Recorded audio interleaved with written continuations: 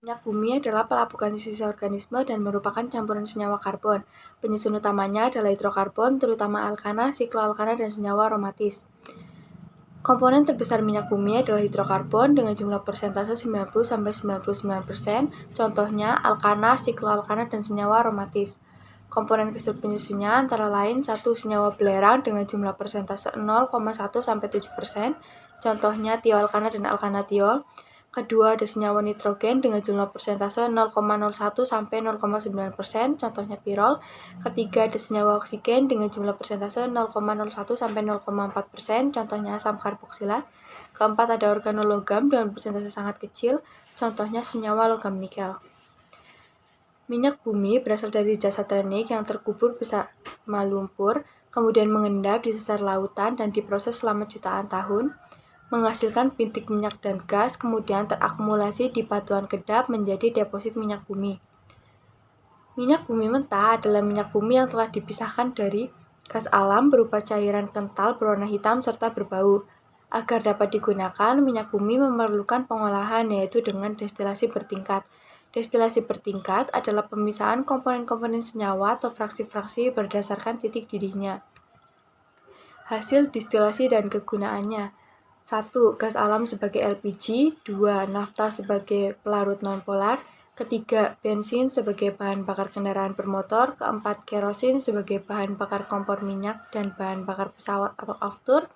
Kelima, ada solar sebagai bahan bakar diesel. Keenam, ada pelumas sebagai pelumas mesin agar tidak aus.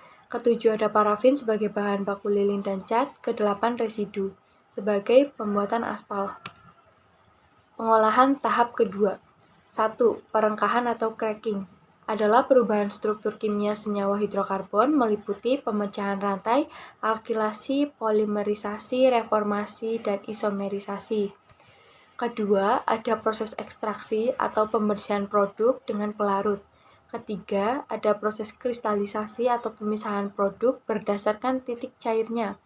Keempat, ada pembersihan dari kontaminasi atau treating, yang berarti membersihkan dengan cara menambahkan soda kaustik, tanah liat, atau proses hidrogenisasi.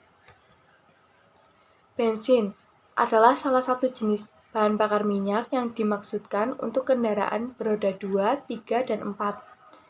Kualitas bagus tidaknya bensin dilihat dari jumlah bilangan oktannya. Semakin tinggi bilangan oktan, semakin bagus pula kualitasnya. Bilangan oktan 98 menunjukkan 98% isooktana dan 2% normal heptana. Jenis-jenis bensin dan bilangan oktannya. 1.